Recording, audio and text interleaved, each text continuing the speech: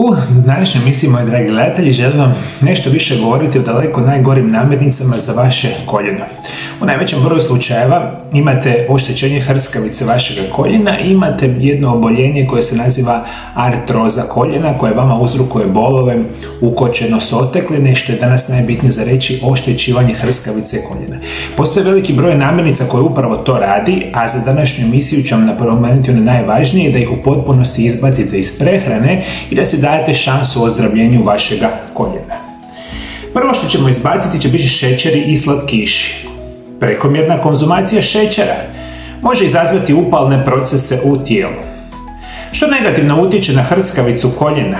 Namirnice poput kolača, keksa, čokolade, namaza, džemova, slatkih umaka, sokova, energetskih pića, ledenih čajeva, voćnih jogurta, kroasana, vafla, peciva i pahuljica za doručak često sadrže visoke koncentracije samih šećera i morate jako voditi računa da je u velikom broju slanih namirnica abnormalna koncentracija samog šećera. Mi danas konzumiramo otprilike skoro 10 puta više šećera godišnje nego što smo to uzimali prije 20 godina.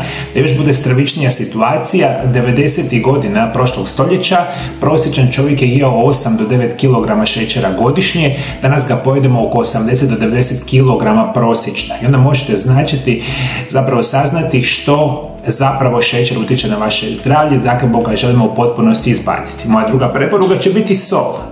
Prekomjeran unos soli može dovesti do zadržavanja tekućine i povećati upalo s zglobovima. Preporučena dnevna doza soli ne bi trebala prelaziti 3/4 male žličice. Visoke količine soli često se nalaze u rafiniranim prerađenim ugljikohidratima, poput bijelog kruha, pice, brze hrane, pogača, većine pekarskih proizvoda, tjestenina, pita, kroasana i bijele riže. Ove namirnice ne samo da sadrže puno soli, već i malo nutritivnih vrijednosti, što može dodatno štetiti vašemu zdravlju. Dakle, imamo prekomjerno konzumiranje šećera, prekomjerno konzumiranje soli. Treća stvar što apsolutno ne smijete nikako konzumirati za vaše zdravlje, a specijalno za zdravlje zglobova, mislim generalno za zdravlje, tiče alkohol. Sve informacije ukazuju da imalo veća koncentracija alkohola u vašem tijelu uništava vašu hrskavicu, uništava vaše zglobove i generalno vaše zdravlje. Alkohol kao takav, molim vas, izbacite iz prehrane. Četvrto će biti neorgansko meso i mesne prerađevine. Meso i mesne prerađevine koje nisu od organskog uzgoja često sadrže antibiotike, hormone i umjetna bojila, konzervanse i pojačivače okusa. Ove tvari mogu izazvati upalne procese u tijelo i negativno utjecati na zdravlje hrskavice. Namirnice poput govedine, svinjetine, janjetine, piletine, puretine, slanine, šunke, salame, hrenovke, ćevapa, pohanog mesa, roštiljanog mesa, hot doga često sadrže ove štetne dodatke. Umjereno konzumiranje mesa iz organskog uzgoja može biti prihvatljivo, ali prekomjerna konzumacija neorganskog, ovog katastrofalnog mesa što mi danas jedemo u velikim koncentracijama najčešće je situacija, svim studije pokazuju da uništava zdravlje našega koljena. I ovo su u najkraćim verzijama ono što zapravo ne smijete jesti. Tih namirnica ima puno više. Ono što ću vam danas preporučiti biti će namirnice koje zapravo trebate uzimati ili hranu koja podržava zdravlje vaših zglobova. Prvo će biti omega-3 masne kiseline. Nalaze se u masnoj ribi poput lososa, skuše, srdele i tune, te imaju snažno protuupalno djelovanje. Antioksidansi, voće i povrće, bogato vitaminom C i vitaminom E, poput agruma, bobičastog voća, orašastih plodova i sjemenki, može pomoći u zaštiti vaših zglobova. Isto tako konzumirate cjelovite žitarice, poput smeđe reže, zobi i kvinoe i može pomoći u smanjivanju upalnih procesa. Postoji daleko veći broj namirnica koje vi smijete jesti, samo što je nama danas nametnuto putem društva, medija, interneta, da samo jedemo ono što se nalazi u našim dućanima ili, trgovinama brze hrane ili restoranima brze hrane i slično. Nažalost, mi to danas najviše jedemo, 90% hrane koju jedemo je katastrofa, a to smo sami krivi. Krivi su naravno i drugi, ali svi vi koji želite zdravo živjeti, one namirnice ćete izbaciti i počet ćete konzumirati super zdrave namirnice. Svi vi koji se pitate što jesti, na mome kanalu danas imate 5000 video zapisa vezano direktno za nutricionizam i prirodne lijekove.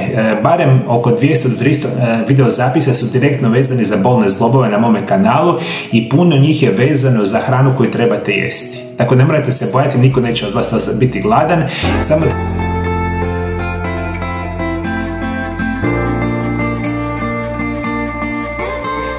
zadnjih 25 godina usavršavam specijalne načine liječenja mojih pacijenata. Danas mogu reći sa velikom srećom i zadovoljstvom, liječim i pomažem tisućama osoba diljem svijeta svake godine.